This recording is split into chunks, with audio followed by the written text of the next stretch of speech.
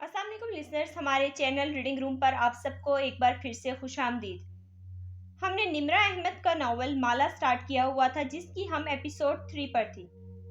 आज हम episode 4 start करेंगे, लेकिन उससे पहले एपिसोड 3 का एक छोटा सा पार्ट हमारा रह गया था। पहले हम वो कंप्लीट करेंगे, फिर उसके बाद हम एपिसोड 4 की तरफ मूव करेंगे। अपनी एपिसोड स्टार्ट करने से पहले आप सबसे गुजारिश है कि वीडियो को लाइक और हमारे चैनल को सब्सक्राइब लाजमी कर दें। तो चलिए अपना नॉवल आगे शुरू करते हैं। एक लम्हे के लिए 5 अप्रैल की सुबह में वापस चलते हैं। होटल स्वीट में माहिर फरीद और कैफ जमाल आमने सामने खड़े थे। बेरबल स्ट्रॉ से कॉफी के घूंट भरते हुए दिलचस्पी से उस गुफ्तगू को करते हुए देख रहा था। जब तुम इस जॉब से इनकार कर रहे थे तो मैंने तुम्हें 2 बातें कही थी, क्या वो तुम्हें याद है? माहिर सपाट लहजे में कैफ से पूछ रहा था। मुझे याद है तो मेरे वो 2 फिक्रे दोहराओ। आपने कहा था कि वो माहिर फरीद के अल्फाज दोहराने लगा कि मैं उस लड़की की हिफाजत करना चाहता हूँ ताकि उसके साथ वो ना हो जो एल्बम में मौजूद दूसरी लड़कियों के साथ हुआ है। कनखियों से एक नजर मेज पर रखे एल्बम पर डाली। और दूसरी बात, और ये कि इस लड़की से आपको सिर्फ एक इंफॉर्मेशन चाहिए। तवक्कुफ के बाद कैफ ने अपना सवाल दोहराया। अब मेरे सवाल का जवाब दें, क्या मैं 2 माह मुकम्मल होने के बाद भी इसकी जॉब जारी रख सकता हूँ? अब मैं तुम्हें एक तीसरी बात बताता हूँ, कैफ जमाल। माहिर फरीद की आवाज में सख्ती दर आई। मेरा इस लड़की से कोई लेना देना नहीं है, ना मैं इसका ताकुब कर रहा हूँ, ना मुझे उसकी जरूरत है। उसका दुश्मन कोई और है, वही जो मेरा दुश्मन है। ये मामला मेरे लिए बहुत पर्सनल है। तुम्हारे ख्याल में मैं इतने पर्सनल और अहम मामले के लिए तुम जैसे लूजर को क्यों हायर करूंगा? इस तरह से तहातुब पर कैफ जमाल के कानों की लुएं सुर्ख हुई। शायद इसलिए कि मेरे पास कुछ ऐसा है जो आपको चाहिए। दुरुस्त। माहिर फरीद ने इस बात में सर हिलाया। जानते हो वो क्या है? कैफ ने सोचने की कोशिश की। वो एक नाकाम और मकरूज एंटरप्रेन्योर था, एक आम सा फोटोग्राफर जिसे हर कोई लूजर कहता था। उसके पास ऐसा क्या था जो माहिर फरीद को चाहिए था? इसी के साथ हमारे माला की एपिसोड 3 का इख्तिताम होता है।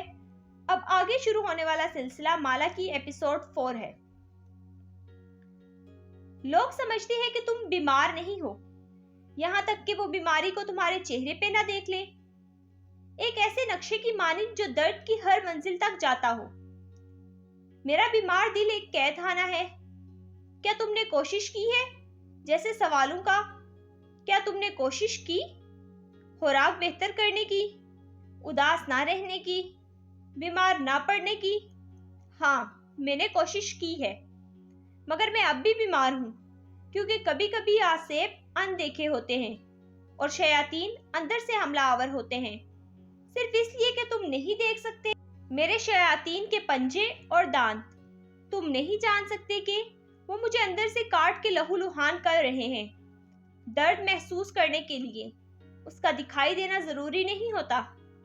कोशिश करने से बीमारियां नहीं चली जाती। शफा के मौजज़े ऐसे ही अमल में नहीं आ जाते। M Roy, the first step. तारीख थी 5 अप्रैल। शहर था इस्लामाबाद का और ये उन चारों की होटल स्वीट में मुलाकात से एक रात पहले का वक्त था। जैसे दुनिया की हर कामयाबी और नाकामी एक आइडिया से शुरू होती है, वैसे ही इस फरेब के खेल का आगाज भी एक आइडिया से हुआ था, और ये आइडिया अब्दुल मालिक फरीद ने पेश किया था। बॉडीगार्ड? माहिर ने लाइटर जेब से निकालते हुए चौंक के उसे देखा।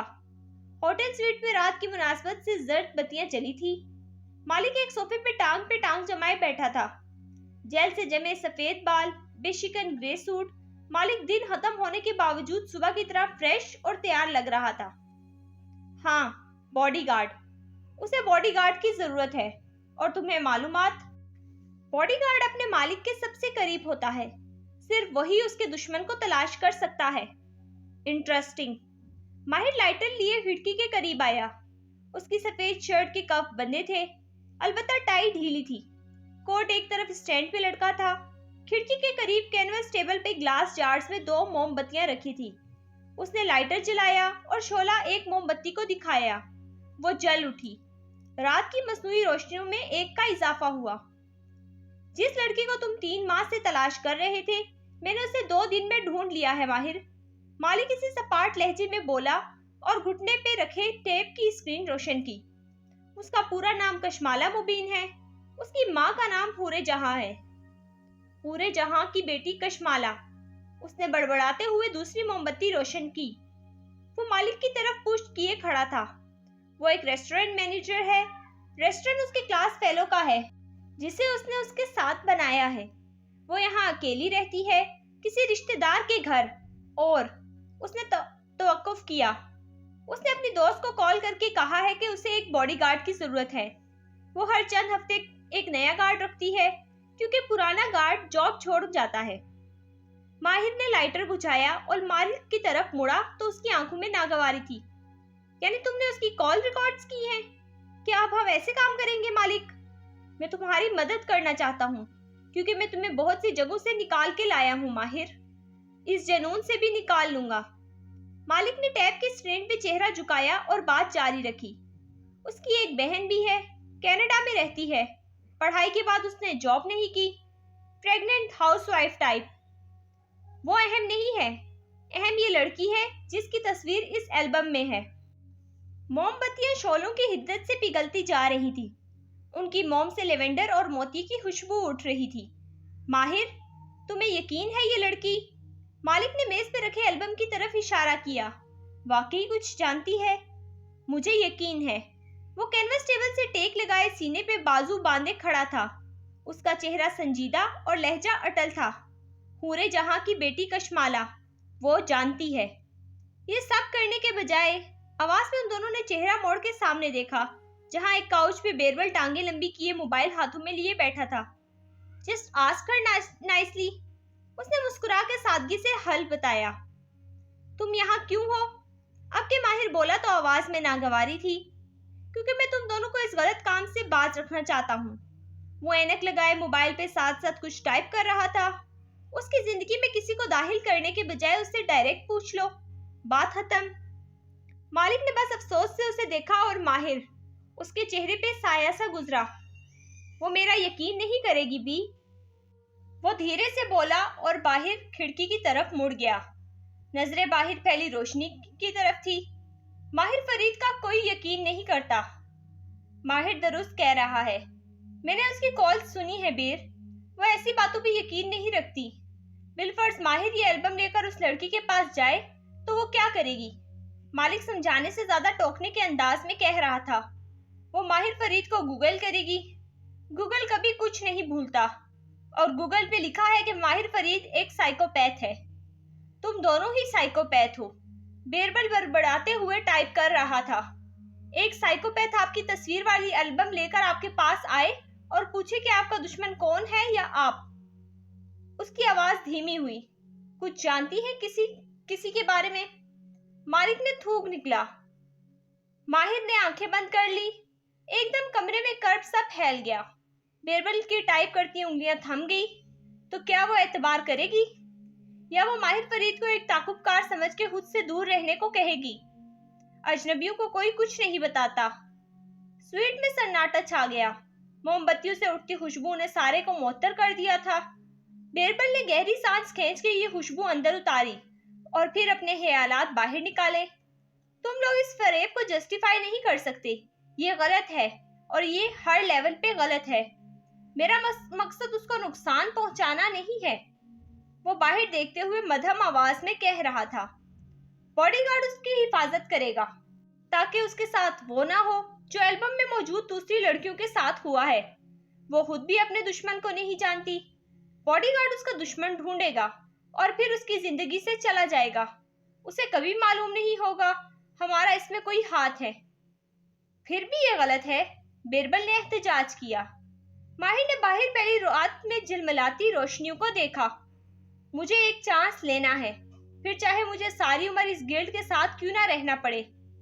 मैं तुम्हें एक नसीहत करूं माहिर। बेरबल ने मोबाइल जेब में डाला और पैर जमीन पर उतारे। जब हम किसी को धोखा देते हैं तो हम उसे डिच कर देते हैं अगले मिलने वाले शख्स के लिए। कभी ना कभी इस लड़की को मालूम हो जाएगा कि उसके साथ धोखा किया गया है, और वो सारी उम्र अपने मसा होने को माहिर फरीद के नाम के साथ जोड़ेगी। माहिर ने पलट के उसे देखा और जख्मी सा मुस्कुराया। देखो मुझे कौन नसीहत कर रहा है, वो आदमी जो केक बनाता है। बीरबल फरीद का चेहरा गुस्से से सुर्ख हुआ। माहिर बे, केक्स खानदानों को जोड़ते हैं, उनके गिर्द सारी फैमिली इकट्ठी होती है। बर्थडे हो, शादी या जनाजों पे केक नहीं होते बीरबल। 5-10 साल में होंगे। दुनिया बदल रही है, सब कुछ नॉर्मलाइज हो रहा है। वो पैर पटक के बाहर निकल गया। माहिर जानता था कि उसे बाहर निकालने का यही तरीका था। अलबत्ता उसकी बातों ने मालिक पर असर किया था। उसने टैब की स्क्रीन बुझा दी और संजीदगी से खिड़की में खड़े माहिर को देखा। शायद बेर दुरुस्त कह रहा है, तुम्हें इंतकाम के इस जुनून से निकल जाना चाहिए। तुम सारी उम्र इस गिल्ट के साथ नहीं रह सकोगे कि तुमने किसी लड़की का दिल दुखाया है। लड़कियों के दिल जुड़ जाते हैं, उनकी फिक्र मत करो।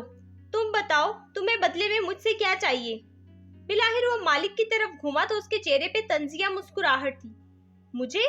हाँ तुम्हें, क्योंकि तुम्हारा हर काम में एक छुपा हुआ एजेंडा जरूर होता है। सोफे पे बैठा मालिक बिलाहिर मुस्कुराया। मैं एक बिजनेसमैन हूँ माहिर, मैं अपने फायदे के बगैर कोई काम नहीं करता, और मेरे बगैर तुम इस लड़की की जिंदगी में किसी गार्ड को दाखिल नहीं कर सकते। माहिर फरीद की मुस्कुराहट गायब हो चुकी थी। वो बस संजीदगी से मालिक को देख रहा था। तुम जो कहोगे वैसा ही होगा, लेकिन तुम्हें मेरे साथ एक डील करनी होगी माहिर। मालिक अपनी जगह से उठा और कदम कदम चलता माहिर के सामने आ खड़ा हुआ। इन दोनों के कद एक बराबर थे और चेहरे के नकूश भी मिलते थे। अलबत्ता मालिक के चेहरे पे नरमी थी और माहिर के चेहरे पे शक और बेएतबारी। यानी तुम्हें मेरा यकीन नहीं है? तुम सिर्फ अपनी बात मनवाने के लिए मेरी मदद कर रहे हो? हाँ माहिर, मुझे तुम्हारा यकीन नहीं है, लेकिन मैं फिर भी तुम्हारी मदद करूंगा। उसने माहिर के कंधे पे हाथ रखा, जिसे माहिर ने कंधा पीछे करके झटक दिया। मालिक के चेहरे पे एक जख्मी सा तासुर उभरा, लेकिन वो इसे दबा गया। हम ये सब 2 माह तक करेंगे, अगर उसके बाद भी हमें कुछ ना मिला तो, उसने वक्फा दिया, तो तुम घर वापिस आ जाओगे। माहिर की आंखों में शक के साथ साथ तकलीफ भी उभरी। अगर ये खेल नाकाम हो गया तो तुम अपनी कंपनी बंद करके होल्डिंग में वापिस आ जाओगे और अपनी सीट संभालोगे। अगर मैं ऐसा ना करूं? ठीक है, फिर जाओ, जैसा कि बेर ने कहा उससे बात करो। लेकिन एक हकीकत हम दोनों जानते हैं कि माहिर फरीद पे कोई यकीन नहीं करता। माहिर कुछ कह नहीं सका, बस लब भिंचे उसे देखे गया।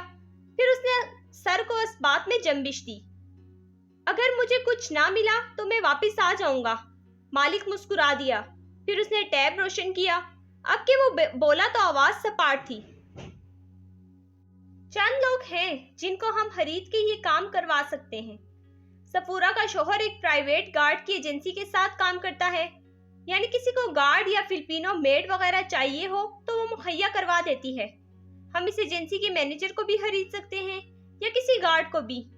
एक नौजवान है सुफियान, माली कसपरसी का शिकार है, अच्छा ऑप्शन है। वो रुका और अगला नाम पढ़ा। एक सफूरा का कजन है, कैफ जमाल। एक उसके शोहर का भाई है, खालिद वजीर। कैफ जमाल, वो एकदम बोला, मैं उसको हायर करूंगा। मालिक ने चौंक के सर उठाया, मगर उसकी प्रोफाइल में कुछ भी मुतासिर कुन नहीं है। टिपिकल लूजर, बेरोजगार। मैं कदर पे यकीन रखता हूँ, कदर को कोई नहीं टाल सकता। उसको कॉल करो। और हाँ, वो पहली दफा हल्का सा मुस्कुराया। उससे कहना तुम मेरे मैनेजर हो। मालिक के कान सुर्ख हुए। मैं तुम्हारा मैनेजर नहीं हूँ माहिर बे। क्यों? अगर मैं होल्डिंग में वापस आया तो हर कोई अपनी असल पोजीशन पे आ जाएगा। मैं सीईओ होऊंगा और तुम मेरे मातहत। ये वो जगह है जो मेरे बाप ने तय की थी। वो जेबों में हाथ डाले खड़ा तंजिया मुस्कुराहट से मालिक को देख रहा था। मालिक ने जैसे बहुत जब्त के साथ गहरी सांस भरी। ठीक है, जो तुम कहो। मैं सुबह इस लड़के को कॉल करूंगा, लेकिन हम किसी और को भी हायर कर सकते हैं। हम इसी को हायर करेंगे। लेकिन मालिक को वो नौजवान पसंद नहीं आया था। अगली सुबह जब वो माहिर से डील तय कर रहा था, मालिक सोफे पे बैठा बेजारी से पहलू बदल रहा था। कुछ ना काबिल एतबार सा था कैफ जमाल के बारे में। वो इन्हें धोखा दे देगा, मालिक को यकीन था। जब माहिर ने कैफ जमाल के तमाम सवालात का जवाब दे दिया, उसको ये भी बता दिया कि उसने उसे क्यों हायर किया था, और कैफ जमाल खामोशी से रकम का पैकेट उठा के वहां से निकल गया, तो बिरबल अपनी जगह से उठा और मेज पे रखा आखिरी अनछुआ कॉफी कप उठा के माहिर के पास आया। वो दोनों अब खिड़की के सामने खड़े थे। एक तरफ स्ट्रीट था और दूसरी तरफ शीशे से नजर आता रोशन शहर। मोमबत्तियां अभी तक जल रही थी और लेवेंडर और मोती की खुशबू वैसी ही फैली थी। गो के उनकी हिस्से मुशामा अब सुन हो चुकी थी। तुम्हारी कॉफी, आज मुझे इसकी जरूरत नहीं है। वो जेबू में हाथ डाले खड़ा बाहर देख रहा था। बिरबल ने अफसोस से उसे देखा। तुम अभी से गिल्ट महसूस कर रहे हो माहिर, आगे क्या करोगे? वो खामोश रहा। तुमने कैफ जमाल को सब कुछ सच सच क्यों बताया? क्या जरूरी था इसे बताना कि हम कौन हैं और क्या चाहते हैं? माहिर ने अपना चेहरा बिरबल की तरफ मोड़ा और अब के वो मुस्कुराया तो उसमें तकलीफ भी थी और उदासी भी। तुमने कल रात कहा था कि ये धोखा कभी ना कभी खुल जाएगा। एक दिन आएगा जब वो कैफ जमाल की असलियत जान जाएगी और फिर उसे कटहरे में खड़ा करके पूछेगी कि उसने ये क्यों किया। तुम चाहते हो उस वक्त कैफ जमाल उसे सच बता दे कि माहिर फरीद उसकी हिफाजत करना चाहता था? माहिर ने इस बात में सर हिलाया। जो नौजवान हमसे पैसे लेकर अपनी कजन और उसकी दोस्त को धोखा दे रहा है वो सच कभी नहीं बोलेगा माहिर। वो अपनी जान बचाने के लिए तुम्हें विलन बना के पेश करेगा। ये वो आदमी कह रहा है जो केक्स बनाता है। मैंने कहा ना, मुझे एक चांस लेना है। मालिक समझता है तुम ये सब इंतकाम के लिए कर रहे हो, ये शायद उस हासिल तलाश के लिए। लेकिन मैं तुम्हें जानता हूँ माहिर, तुम ये उस लड़की के लिए कर रहे हो। तुम चाहते हो कि उसके साथ वो ना हो जो हमारी माँ के साथ हुआ था। माहिर ने जवाब नहीं दिया। वो खिड़की से बाहर फैले रोशनदान को देख रहा था। लेकिन जो तुम कर रहे हो वो गलत है, बिरबल उसके साथ खड़ा बाहर देखते हुए कह रहा था। और एक दिन वो लड़की दुनिया में सबसे ज्यादा नफरत माहिर फरीद से करेगी। लेकिन अब बहुत देर हो चुकी थी। अब वो फरेब के इस खेल को शुरू कर चुका था। अब हम 1.5 माह बाद यानी मई की आखिरी दोपहरों में से एक में वापस चलते हैं, जब कशमाला मुबीन बिरबल फरीद से मुलाकात के बाद वहां से उठ गई थी। उसका रुख लिफ्ट की तरफ था। वो स्याह हील्स से चलती हुई राहदारी में आगे बढ़ने लगी। फर्श स्याह और सफेद टाइल से मुज़य्यन था, शतरंज की बिसात जैसा। वो इस बिसात पे एन लिफ्ट के सामने आ रुकी। इसी पर लिफ्ट के धाती दरवाजे हिस की आवाज के साथ एक दूसरे से जुदा हुए। अंदर कैफ खड़ा था, सीने पे बाजू लपेटे, लब भिंजे। वो आंखों में एक साथ बहुत से तासुरात लिए उसे देख रहा था। एक लम्हे के लिए वो बिल्कुल शश्त रह गई। कैफ वैसा ही लग रहा था जैसे हमेशा लगता था। स्याह जीन पर सफेद शर्ट पहने, माथे पे आगे को गिरते बाल और बड़ी हुई शेव। लेकिन उसके चेहरे पे कुछ ऐसा था जो पहले वहां नहीं था। शिकवा, बेएतबारी। वो सफेद जोकर से चलता उसके ऐन सामने आ रुका। वो लिफ्ट में सवार नहीं हुई। तुम यहाँ क्या कर रहे हो? यही सवाल आपसे पूछने आया हूँ कि आप यहाँ क्या कर रही हैं। वो दोनों राहदारी में तन्हा थे, शतरंज की बिसात पे आमने सामने। मैं माहिर फरीद से मिलने आई थी। और तुम? वो सुकून से बोली। उसने कुछ गलत नहीं किया था, मुझे भी उन्होंने ही बुलाया था। लेकिन सुबह से आपका मूड ऑफ देख के मैंने बात करने की हिम्मत नहीं की। लेकिन माशाल्लाह उन्हीं लोगों से मुझे मालूम हुआ कि आपकी मुलाकात जारी है। जहां तक मुझे याद है मैं आपका बॉडीगार्ड हूँ। वो गुस्से में नहीं था, वो शौकी अंदाज में हर लफ्ज पे जोर देकर कह रहा था। बॉडीगार्ड हो, बेबी सीटर नहीं। और तुम्हें आने की जरूरत नहीं थी, कॉल कर लेते। आप यूं कैसे उन लोगों से मिलने आ सकती हैं जिनका आप अपना ताकुबकार समझती हैं? मैं अपना ख्याल खुद रख सकती हूँ। माला का लहजा सपाट था, अलबत्ता वो इतनी पुरसकून नहीं थी जितना खुद को जाहिर कर रही थी। मुझसे कोई गलती हुई है क्या? कैफ ने गौर से उसकी आंखों को देखा। स्याह लिबास वाली लड़की के कानों में पहने स्याह पत्थर चमक रहे थे। मतलब? वो मुड़ के लिफ्ट का बटन दबाने लगी। आप सुबह से मुझसे उखड़ी उखड़ी सी हैं। तुम इतने अहम नहीं हो कैफ। मेरी जिंदगी में और बहुत से मसाइल हैं। मुझे कहीं पहुंचना है। अगर तुम आ रहे हो तो ठीक, नहीं तो मैं जाऊं। वो गर्दन उठा के LED स्क्रीन पे लिफ्ट के फ्लोर्स देखने लगी। 6, 5। वो नीचे आ रही थी। क्या मिला आपको माहिर फरीद से मिलके? उसका भाई मिला था। उसका कहना है वो मेरा ताकुबकार नहीं है, ना वो सिगरेट पीता है, उसके पास लाइटर नहीं होता। लिफ्ट के दरवाजे खुले तो वो अंदर दाखिल हुई। कैब भी साथ ही अंदर आया। दोनों ने इकट्ठे बटन पे हाथ रखना चाहा। हाथ टकराए तो माला ने हाथ पीछे कर लिया और गर्दन उसकी तरफ मोड़ ली। क्या मालूम माहिर फरीद का भाई झूठ बोल रहा हो। मुझे उस लड़के को देख के लगा कि ऐसे लोग मेरे ताकुबकार नहीं हो सकते। फिर कशमाला ने चेहरा मोड़ के कैफ को गौर से देखा। क्या तुम्हें ऐसा लगता है? वो दोनों लिफ्ट में आमने सामने खड़े थे और उनकी सवारी नीचे जा रही थी। मैं उसकी हिफाजत करना चाहता हूँ ताकि उसके साथ वो ना हो जो एल्बम में मौजूद दूसरी लड़कियों के साथ हुआ है। मुझे नहीं मालूम, लेकिन आपने इंटरनेट पे पढ़ा था कि वो साइकोपैथ है। जाहिर है वही आपका ताकुबकार है। मेरा उस लड़की से कोई लेना देना नहीं है। ना मैं उसका ताकुब कर रहा हूँ, ना मुझे उसकी जरूरत है। और लोग तो ये भी कह रहे थे कि उसने अपने बाप को मारा है। ऐसा खतरनाक हो सकता है, ऐसा आदमी खतरनाक हो सकता है। वो सोच सोच के बोल रहा था। उसका दुश्मन कोई और है, वही जो मेरा दुश्मन भी है। आप आइंदा माहिर फरीद या उससे मुंसलिक किसी शख्स के करीब नहीं जाएंगी, क्योंकि ये लोग खतरनाक हैं। मैं अपने लिए फैसले खुद ले सकती हूँ कैफ। लिफ्ट के दरवाजे खुले तो वो सनग्लासेस पहनती बाहर निकली। आगे भी स्याह सफेद मरमरी राहदारी थी, लेकिन ये बालाई मंजिल से ज्यादा रोशन थी क्योंकि लॉबी की तरफ से धूप आ रही थी। यानी अब आपको मेरी जरूरत नहीं है।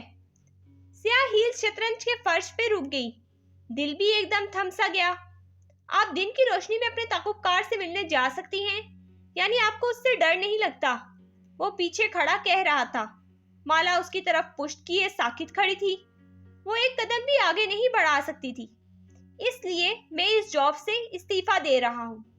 किसी ने माला के दिल को मुट्ठी में दबा के इतने जोर से भींचा कि उसे लगा अंदर ही अंदर खून निकलने लगा है। वो आहिस्ता से कैफ की तरफ पलटी। वो इससे 3-4 गज के फासले पे खड़ा था। वो साये में था। शीशे की दीवार से आती धूप माला की पुष्ट पे थी। मैं मजीद आपके साथ काम नहीं कर सकता। बड़ी शेव वाला नौजवान सफेद जोगर से कदम कदम चलता उसकी तरफ आ रहा था। उसकी आंखों में कुछ था जो उसने पहले कभी नहीं देखा था। दुख और सिर्फ दुख। मैंने ये तो नहीं कहा कि तुम जॉब छोड़ दो।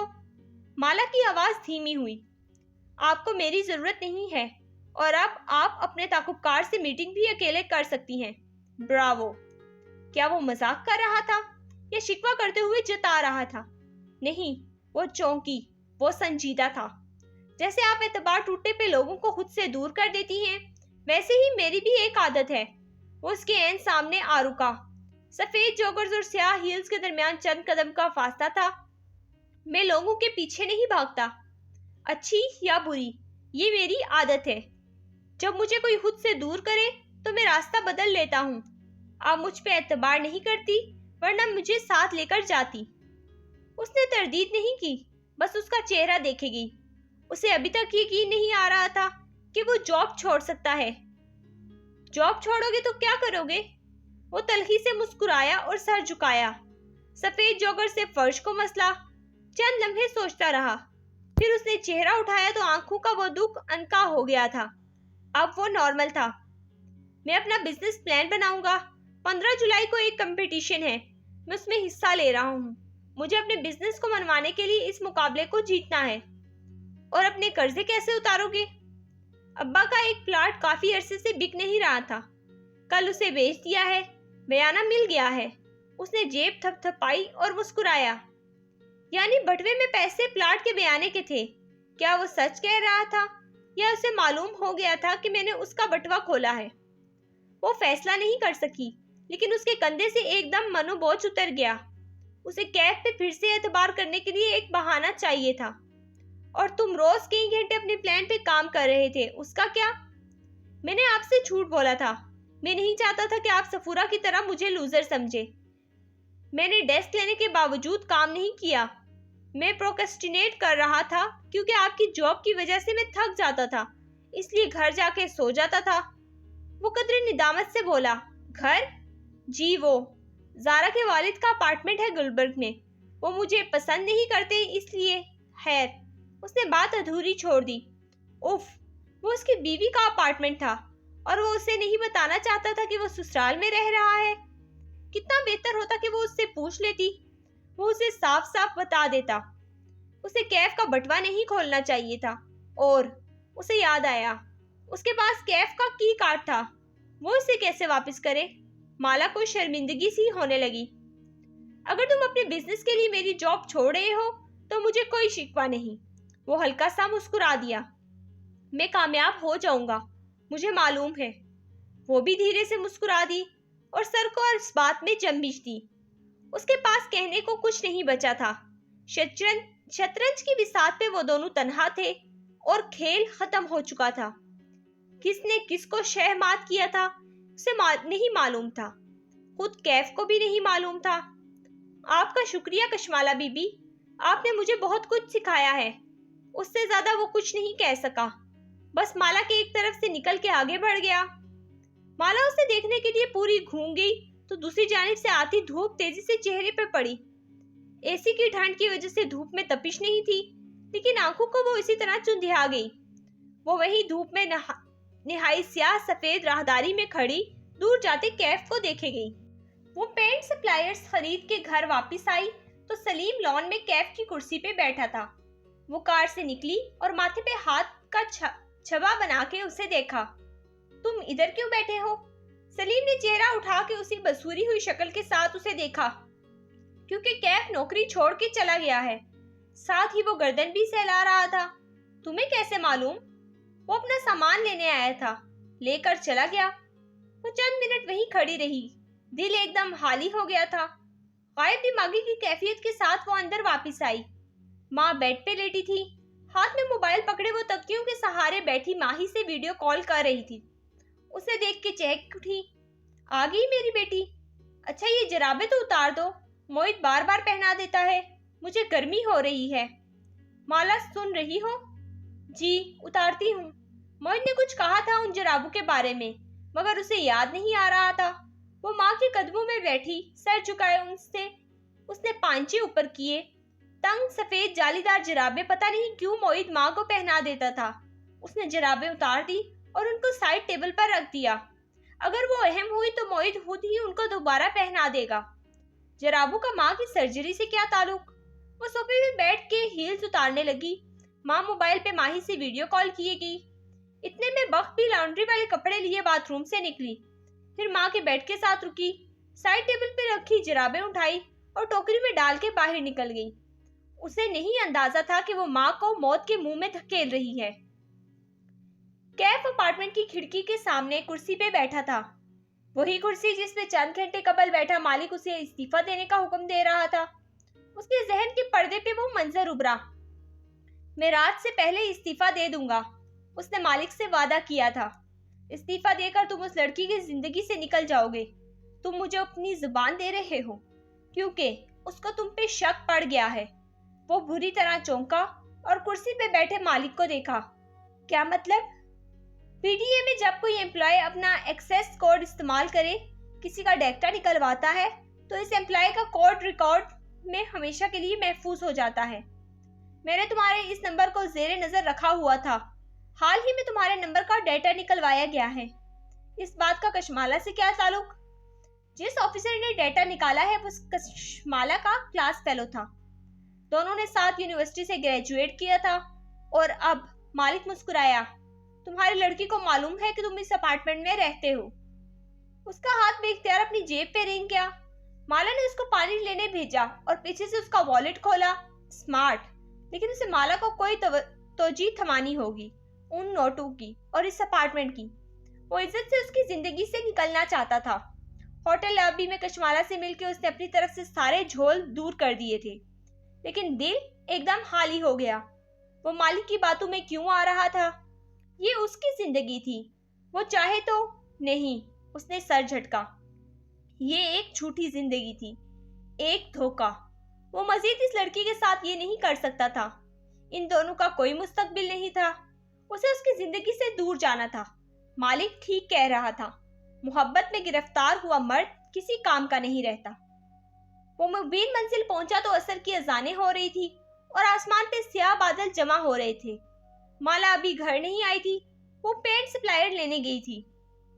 कैफ नीचे बेसमेंट की गैलरी तक आया। सलीम अपने कमरे से निकल रहा था। कैफ उसे घूरते हुए आगे आया और उसको गर्दन के पीछे से दबोच लिया।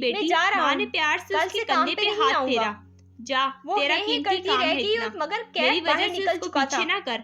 जा, उसकी आंखें शाबाश। जल रही थी वो जो बेड और से उतर सर के दर्द चप्पल करने पहन लगा रही था। थी, एकदम रुक वो गई। अपार्टमेंट बिल्डिंग सर में वहीं वापस झुका आया तो रहा, रिसेप्शन गले पर में रुका। आंसू का फंदा वहाँ पड़ने मौजूद लगा। लड़की अब फिर बदल उसने चुकी नाक थी। से गीली उसे सांस अंदर अपार्टमेंट खींची लॉक तब्दील और उठ करवाने गई। का कह के वो ऊपर आ बाथरूम में गया। आके उसने आईने में अपना चेहरा अपार्टमेंट में देखा। आके उसने बत्तियां उसकी नहीं आंखें जलाई। गुलाबी पड़ रही मगरिब थी। के उतरते ही अंदर सारी अंधेरा उम्र बढ़ने माँ लगा से यही था। शिकवा था कि उनको लेकिन माला उसे के परवाह काम नहीं की थी। समझ नहीं वो आती। खामोशी से अपने बस कमरे उनको में आया डॉक्टर बनाना था और वुजू कशमाला करके को। इसी अंधेर वो नहीं माहौल में बनी तो नमाज वो अदा अब भी की।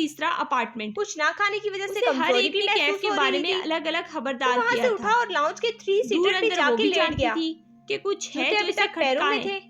जिस दिन वो कैफ जूते ने उतार के पहली दफा अपार्टमेंट में इस्लामाबाद दाखिल में हुआ उसके ऑफिस में करता कदम था, रखा था, क्योंकि उसे वो सफाई जानती पसंद थी थी। कि इसमें कुछ गलत लेकिन है, आज उसने जूते भी लेकिन नहीं उसे उतारे हमेशा थे। कैफ से एक वो अच्छी वहीं वाइब आई लेटा थी। बारिश की शीशे से ये टकराने वाइब की और आवाजें गट फीलिंग सुनने पे लगा भरोसा ही था और उनको जो वो सुनते 1.5 माह सुनते से कब कैफ सो गया जमाल पे उसे एतबार मालूम ना किए हुआ। हुए थी। माला ने स्टूडियो लेकिन की ये नोट बत्तियां रोशन की तो एकदम खिड़की ये अंधेर नोट नजर कैफ आने की लगी। 4-5 माह की बाहर का तनख्वाह से मंजर ज्यादा स्याह थे। पड़ गया। वो अब तनख्वाह सिर्फ जो खिड़की कश्माला पे ने कतरे उसके लिए गिरते मुकर्रर दिखाई की दे रहे गई, थे। अगर वो थोड़ी कैफ के देर बाद वॉलेट वो पे इतने पुराने सारे ट्राउजर नोट शर्ट ना में देखती मलबूस तो स्टूडियो शायद के कभी फर्श वो पे ना आलती करती जो पालती आप किए करने बैठी जा थी। रही थी। माथे पे उसने सब बिना सिल्क सोचे का समझे रुमाल अपार्टमेंट लपेट का के कार्ड गर्दन निकाला पे गिरा और लगा मुट्ठी रखी में थी। दबा लिया।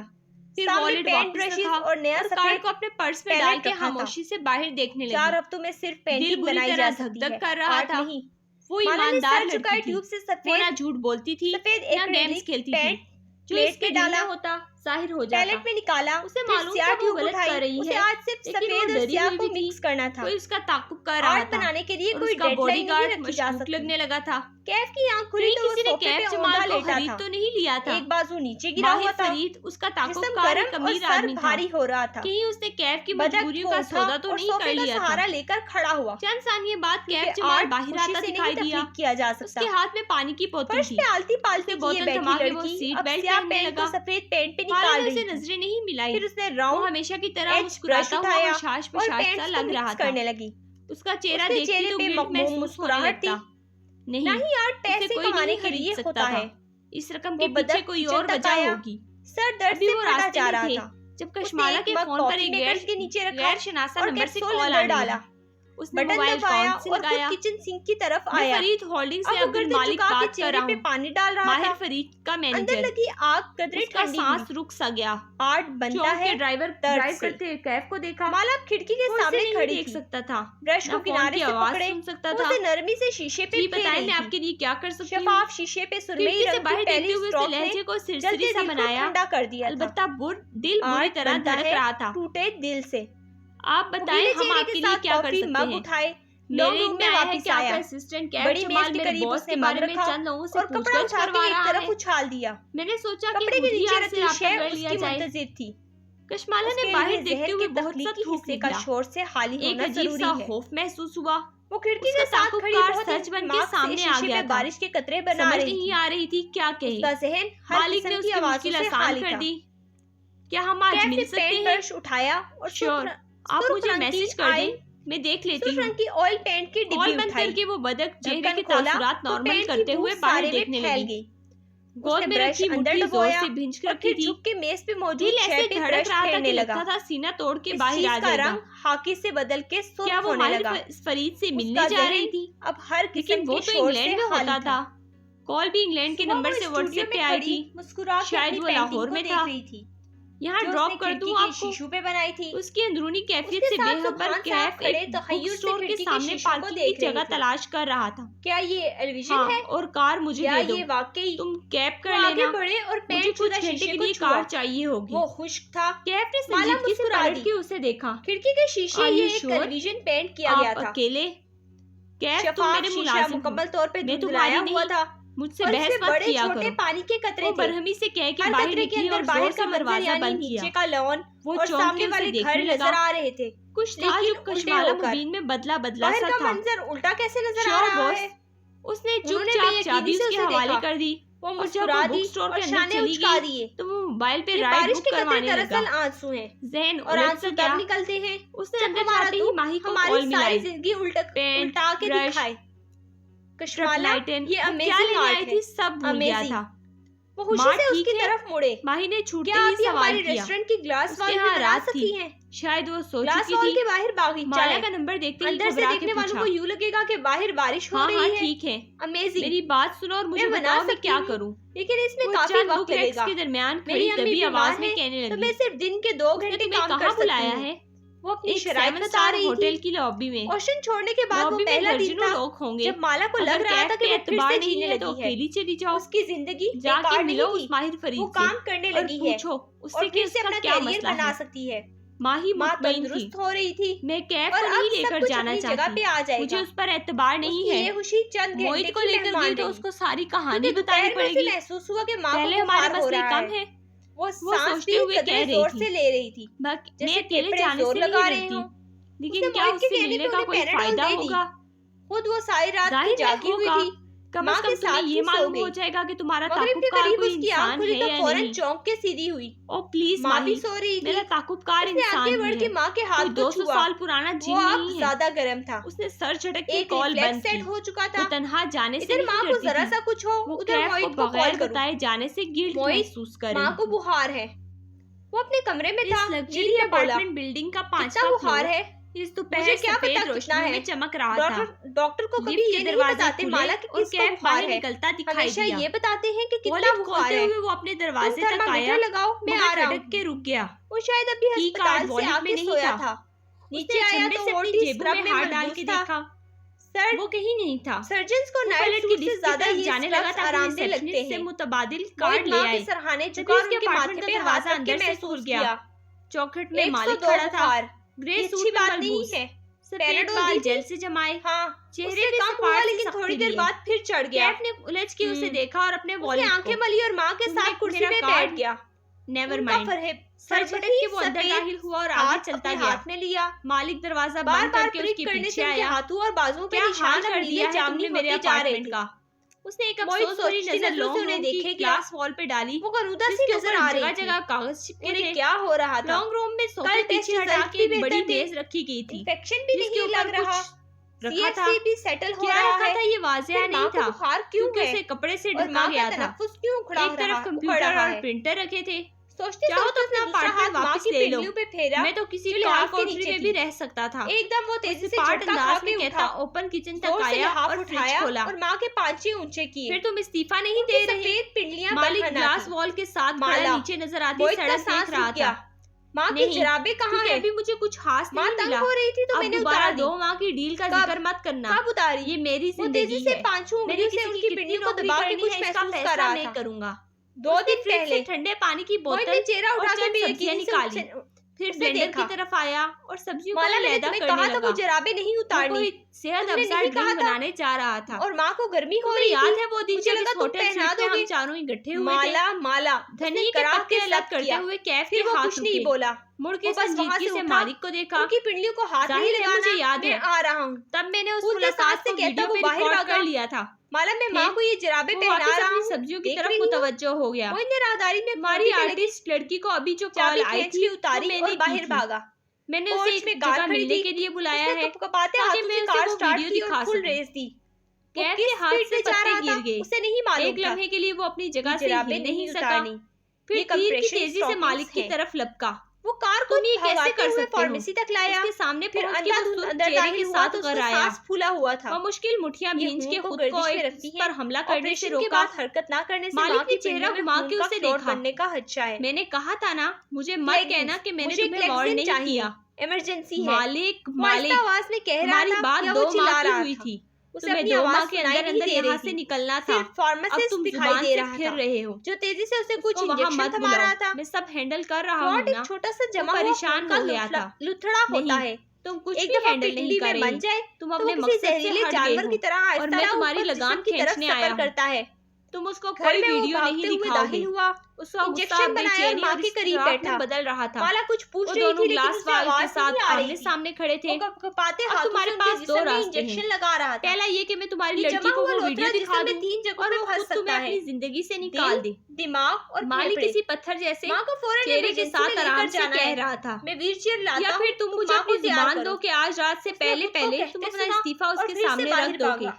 अब मैं तुम्हें 2 माह का वक्त नहीं दूंगा। तुम आज उसकी जिंदगी से निकल जाओगे आज। और फेफड़ों में दांत पे दांत जमाए सुर्ख पड़ती आंखों से उसे देख रहा था। वीडियो देख के उसे सारा खेल समझ आ जाएगा। मालिक अब नीचे सड़क पे रवां दवा ट्रैफिक को देख रहा था। मेरा कुछ नहीं बिगड़ेगा। वो क्या करेगी? हमारे खिलाफ पुलिस बुला लेगी। वो हल्का सा हंसा। वो हमारे खिलाफ कुछ नहीं कर सकती। हम सिर्फ उसे वीडियो दिखाएंगे, उसके हवाले नहीं करेंगे। एम्बुलेंस कहते जो होगा तुम्हारे और उसके दरमियान होगा।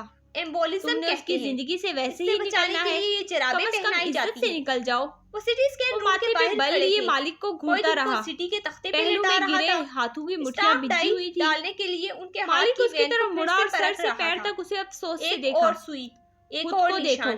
उसने कैफ को कंधे से पकड़ के जबरदस्ती उसका रुख दीवार में लगे आराइशी आईने की तरफ मोड़ दिया। उनकी जराबें नहीं उतारी। कैफ ने मजाहमत नहीं की। ये सब बस एक नजर अपने अक्स पे डाली।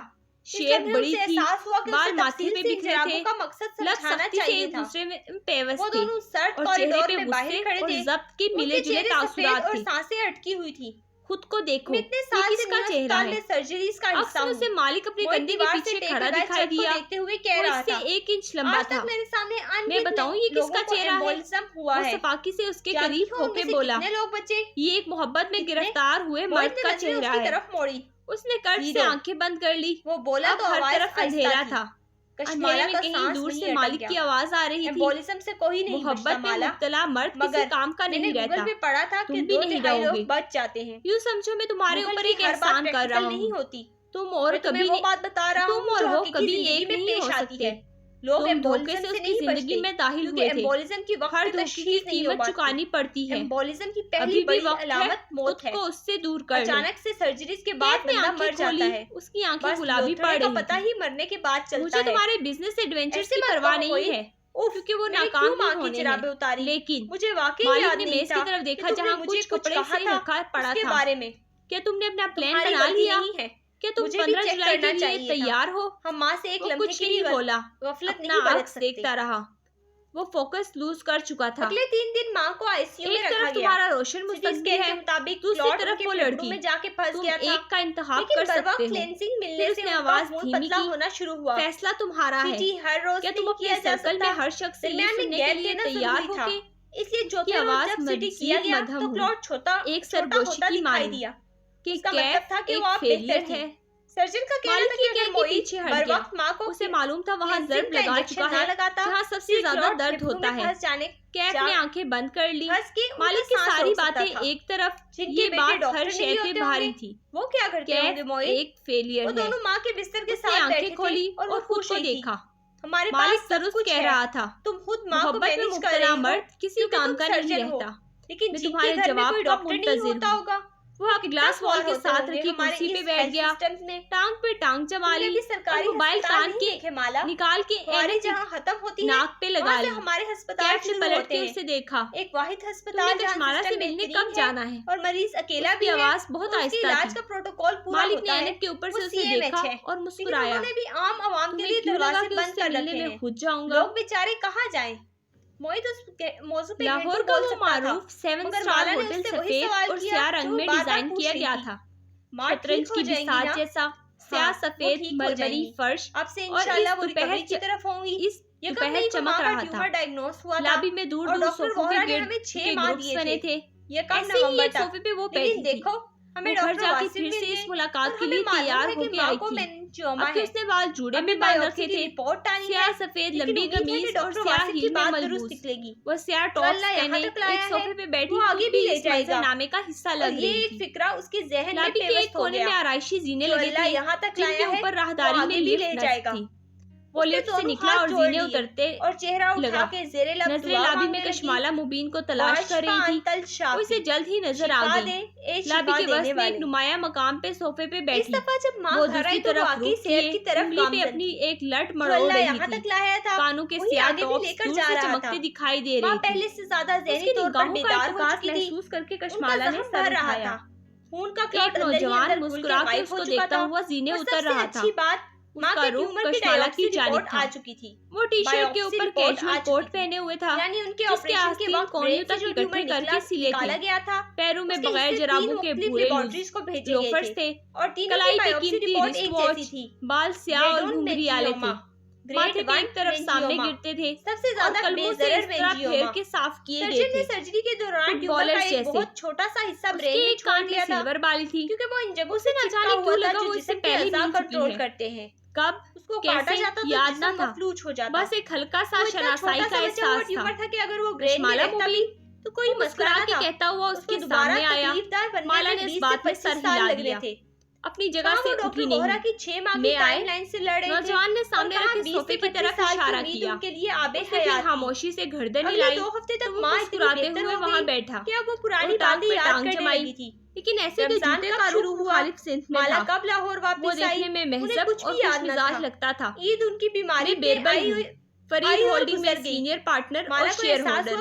आपके आने का शुक्रिया। ज़ियाद ने उनका रिश्ता कश्माला मुबीन हूँ। वो भी खामोश बगौर इस नौजवान को देखा नहीं था। वो अपनी चमक दमक से किसी रईस खानदान का सपूत लगता था। माँ के जहन में ऐसे लड़के जो मुंह में सोने का निवाला लेकर पैदा होते हैं, याद ना था। उसने इसे पहले कहाँ देखा था? बालों में ब्रश आप क्या लेंगी? माँ उससे पूछने लगी। 2 उंगली से वेटर को इशारा करते हुए उससे पूछने लगा।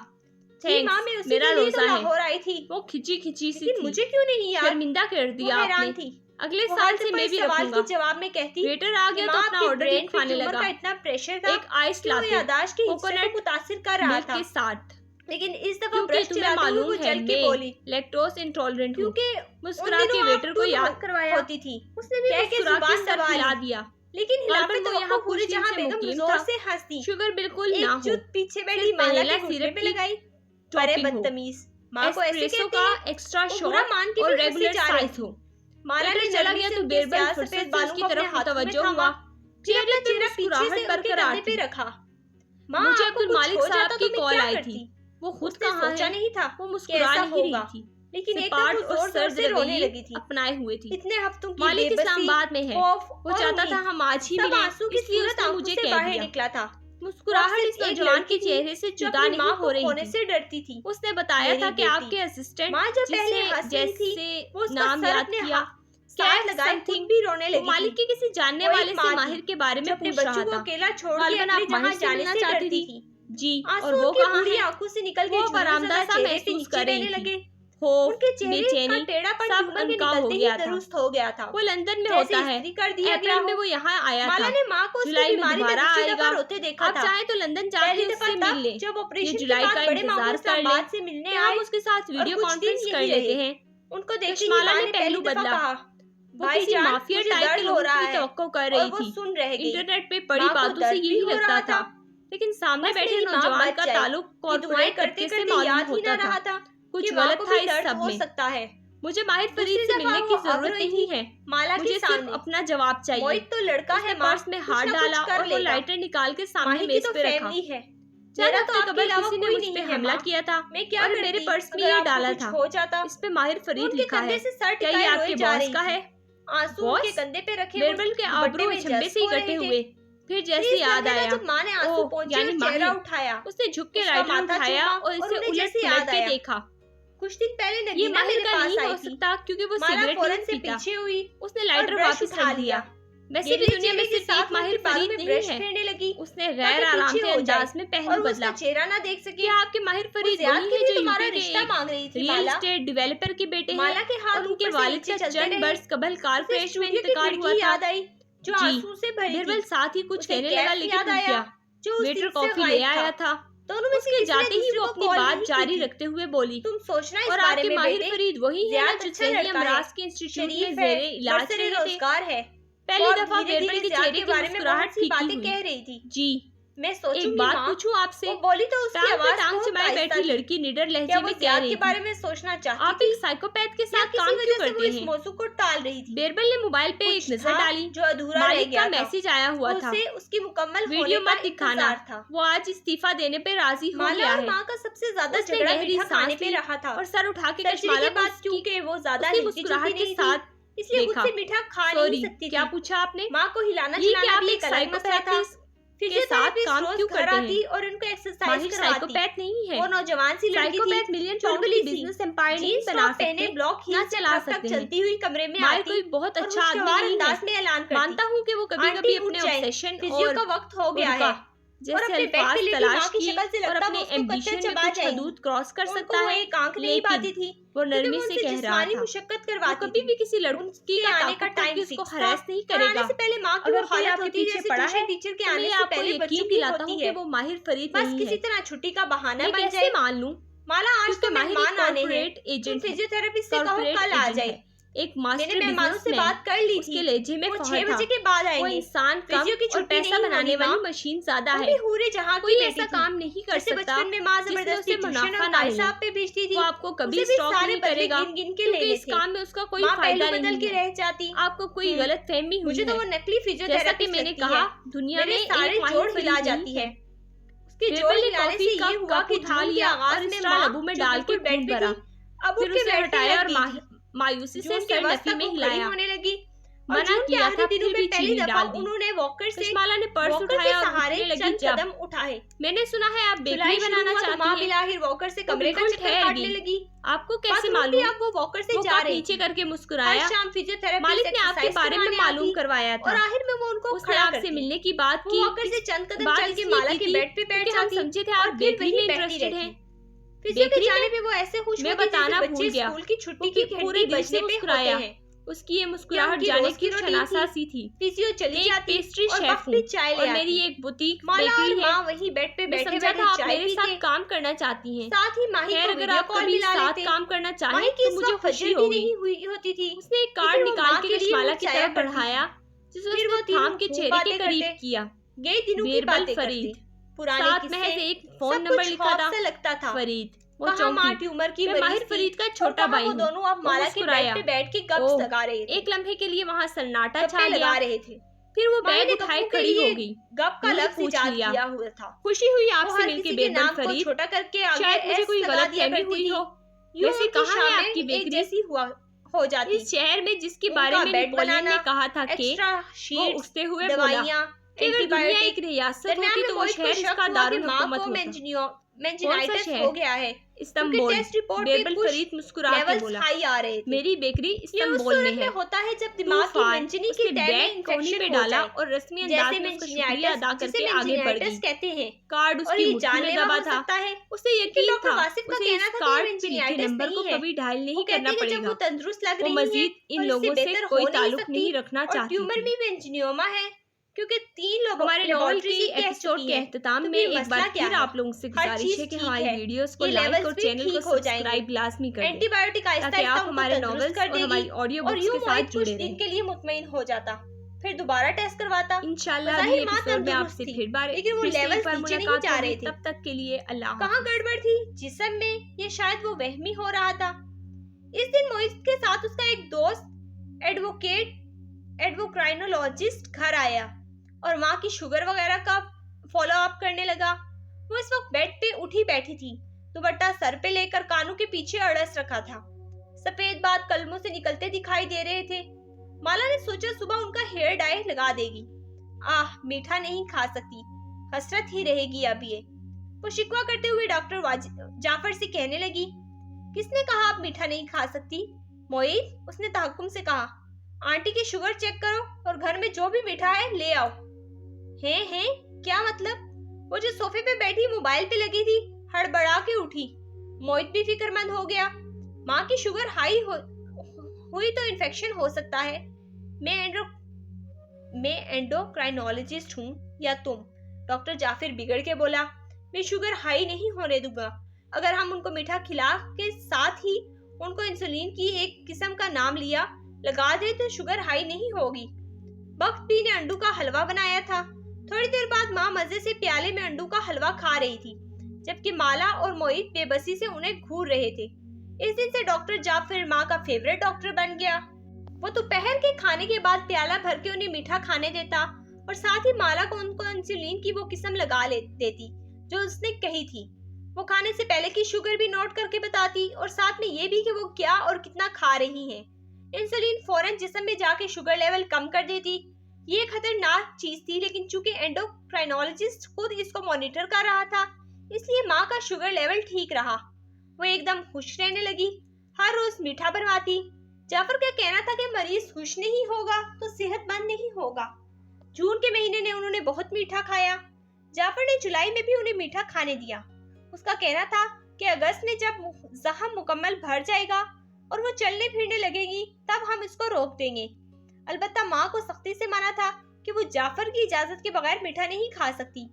आहिस्ता आहिस्ता वो मीठे में एक दिन का गैप देने लगा। माँ को ये बात पसंद नहीं आई, लेकिन मजबूर थी। वो भी गैप वाला दिन था, लेकिन माला ने सुबह देखा कि बख्त भी शाही टुकड़े बना रही थी। उसके कान खड़े हो गए। माँ से जाके पूछा तो उन्होंने सर झुका के मासूमियत से कहा, मोहित ने कहा था। उसने मोहित को कॉल की, वो अस्पताल था। कौन से शाही टुकड़े? मैंने तो नहीं कहा। माला को सारी बात समझ आ गई। उसे माँ की मासूमियत पे हंसी भी आई, लेकिन खैर, दोपहर में वो चुपचाप शाही टुकड़ों का प्याला लिए माँ के पास गई और उन्हें थमा दिया। बस एक प्याला खाना है आपने। माँ ने चुपचाप सर झुका लिया, कुछ नहीं कहा, दोबारा नहीं मांगा। माला को लगा माँ को बिलाहिर अपनी शुगर का एहसास होने लगा है। रात को उसने बख्ती और मोहित के साथ किचन में मीटिंग की। अब मुझसे पूछे बगैर घर में मीठा नहीं बनेगा। मोहित ने सर हिला दिया। हाँ, और माला, अब माँ को आज की हरकत पे कुछ ना कहना। मैंने उन्हें एक प्याला दे दिया है, वो मजीद नहीं मांगेंगी। माला का मुंह खुल गया। मोहित ने उन्हें एक प्याला दे चुकी थी, उन्होंने तुमसे अलग से मांगा है। मोहित ने बेइख्तियार माथे को छुआ। उसने कैसे माँ की मासूमियत पे भरोसा कर लिया। फिर दोनों ने एकदम बख्तबी को देखा। वो भी मुंह खोले उन्हें देख रही थी। एक प्याला तो बाजी को मैंने भी दिया है। बख्ते भी, वो दोनों चिल्लाए थे। वो माँ कमरे में बैठी, हम टीवी का कोई ड्रामा लगाए मजे से शाही टुकड़े खा रही थी। बस साबित हुआ कि वो उनकी भी माँ थी। आज के एपिसोड का हम यहीं पे इख्तिताम करते हैं। मुझे मालूम है कि नॉवल के दौरान बहुत सी जगह पे कुछ गलतियां हो जाती हैं, तो उन गलतियों के लिए आप सबसे माजरत। मैं कोशिश करूंगी कि आइंदा कम से कम गलतियां हो या बिल्कुल ना हो। और एक बार फिर से आप सबसे आखिर में दरखास्त है कि हमारी वीडियोस को लाइक और चैनल को सब्सक्राइब लाजमी कर दें, ताकि आप हमारे पूरी ऑडियो बुक के साथ जुड़े रहें। शुक्रिया।